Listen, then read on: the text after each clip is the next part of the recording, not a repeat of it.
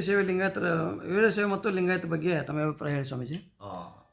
ಭಾಳ ಒಳ್ಳೆಯ ಪ್ರಶ್ನೆ ತಾವು ಕೇಳಿದ್ದೀರಿ.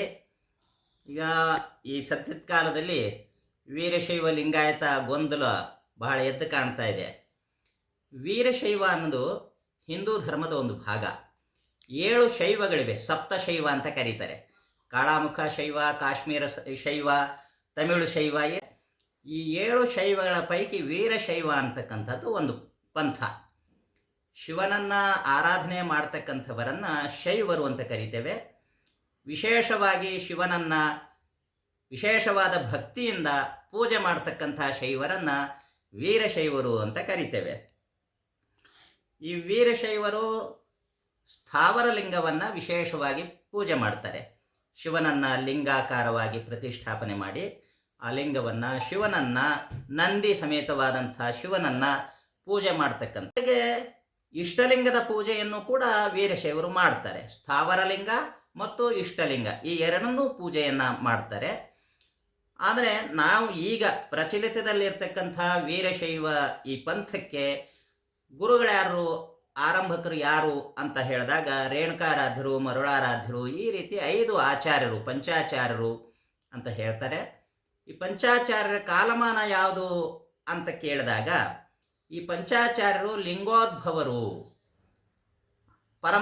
ಲಿಂಗ ಅಂದರೆ ಪರಮಾತ್ಮ, ಪರಶಿವ, ಪರಮಾತ್ಮನಿಂದ ಹುಟ್ಟಿದಂಥವರು ಅಂತ ಹೇಳೋದ್ರಿಂದ ಇವರ ಚಾರಿತ್ರಿಕವಾಗಿರ್ತಕ್ಕಂಥ ಕಾಲವನ್ನು ಗುರುತಿಸ್ಲಿಕ್ಕೆ ಆಗೋದಿಲ್ಲ. ಆದ್ದರಿಂದ ಈ ವೀರಶೈವದ ಆರಂಭದ ಕಾಲವನ್ನು ನಾವು ಹೇಳಲಿಕ್ಕೆ ಸಾಧ್ಯ ಇಲ್ಲ. ಇನ್ನು ಲಿಂಗಾಯತರು ಅಂದರೆ ಕೊರಳಿನಲ್ಲಿ ಲಿಂಗವನ್ನು ಕಟ್ಟಿ ಆರಾಧನೆ ಮಾಡ್ತಕ್ಕಂಥವ್ರಿಗೂ ಲಿಂಗಾಯತರು ಅಂತ ಕರಿತೇವೆ. ಅಂದರೆ ಪೂಜೆ ಮಾಡ್ತಕ್ಕಂಥ ಇಷ್ಟಲಿಂಗವನ್ನು ಕರಂಡಿಕೆಯಲ್ಲಿ ಇಟ್ಕೊಂಡು ಕತ್ತಿನಲ್ಲಿ ಹಾಕ್ಕೊಳ್ತಕ್ಕಂಥದ್ದು ಇವರು ಲಿಂಗಾಯತರು. ಈ ಇಷ್ಟಲಿಂಗವ ಯಾವಾಗಲಿಂದ ಶುರು ಆಯಿತು?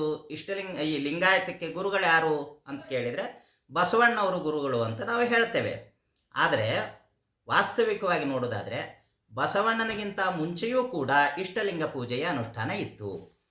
ಈಗ ಅಕ್ಕ ಮಹಾದೇವಿ ಇದಕ್ಕೆ ಬರ್ತಾರೆ, ಎಲ್ಲಿಗೆ? ಅನುಭವ ಮಂಟಪಕ್ಕೆ, ಬಸವ ಕಲ್ಯಾಣಕ್ಕೆ ಅನುಭವ ಮಂಟಪಕ್ಕೆ ಬರ್ತಾಳೆ. ಅಲ್ಲಿಯವರೆಗೆ ಬಸವಣ್ಣನವರ ಅಥವಾ ಅಲ್ಲಮ ಪ್ರಭುಗಳ ಸಂಪರ್ಕ ಅಕ್ಕ ಮಹಾದೇವಿಗೆ ಇಲ್ಲ. ಈ ಅನುಭವ ಮಂಟಪಕ್ಕೆ ಬರುವ ಪೂರ್ವದಲ್ಲಿಯೇ ಅಕ್ಕ ಮಹಾದೇವಿ ಲಿಂಗ ಪೂಜೆಯನ್ನು ಮಾಡ್ತಾ ಇರ್ತಾಳೆ. ಬಸವಣ್ಣನವರಿಗಿಂತ ಹೆಚ್ಚು ಕಡಿಮೆ 150 ವರ್ಷಗಳ ಹಿಂದೆ ಇರತಕ್ಕಂಥ ಆದ್ಯವಚನಕಾರ ಅಂತ ದೇವರ ದಾಸಿಮಯ್ಯ ಅಥವಾ ಜೇಡರ ದಾಸಿಮಯ್ಯ ಅವರು ಇಷ್ಟಲಿಂಗವನ್ನು ಆರಾಧನೆ ಮಾಡ್ತಾ ಇರ್ತಾರೆ. ಹೀಗಾಗಿ ಬಸವಣ್ಣನವರಿಗಿಂತ ಹಿಂದೆಯೇ ಇಷ್ಟಲಿಂಗದ ಪೂಜೆಯ ಆರಾಧನೆ ಇತ್ತು.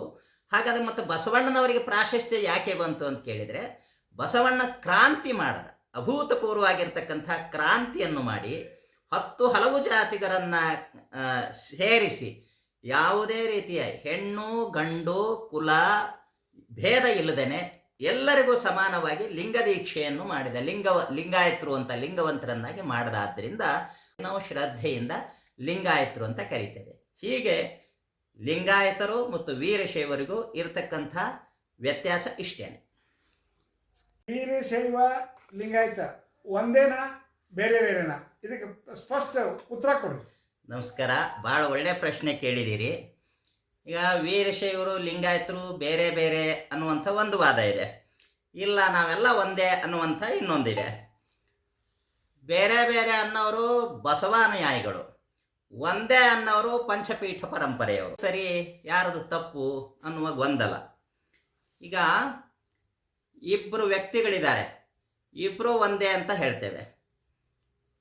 ಇಬ್ಬರು ಒಂದೇ ಅಂತ ಅನ್ನೋ ಮಾತು ಎಷ್ಟರ ಮಟ್ಟಿಗೆ ಸರಿ?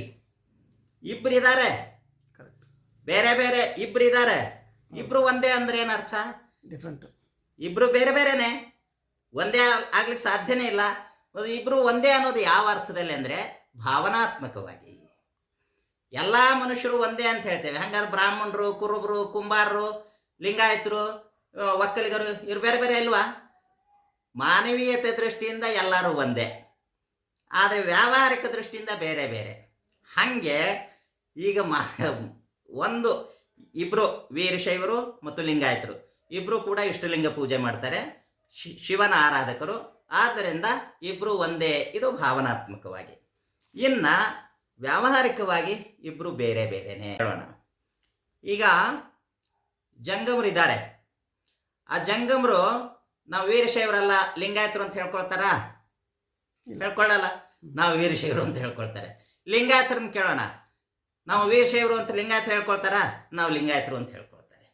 ಅಂದರೆ ಭೇದ ಭಾವ ಇಲ್ಲ. ಯಾವುದೋ ಒಂದು ಉದ್ದೇಶಕ್ಕಾಗಿ ನಾವಿಬ್ಬರೂ ಒಂದೇ ಅನ್ನುವ ಮಾತು ಇದೆ ಅಂತ ಮೇಲ್ನೋಟಕ್ಕೆ ಕಾಣ್ತಾ ಇದೆ. ವಾಸ್ತವಿಕವಾಗಿ ಬೇರೆ ಬೇರೆ ಅಂತಕ್ಕಂಥದ್ದು ಒಳನೋಟದಿಂದ ಕಾಣ್ತಾ ಇದೆ. ಈಗ ನಾವು ಒಡಿಬೇಕು ಅನ್ನುವಂಥ ನನ್ನದೇನು ಅಭಿಪ್ರಾಯ ಇಲ್ಲ. ಒಂದಾಗಿ ಇರೋಣ.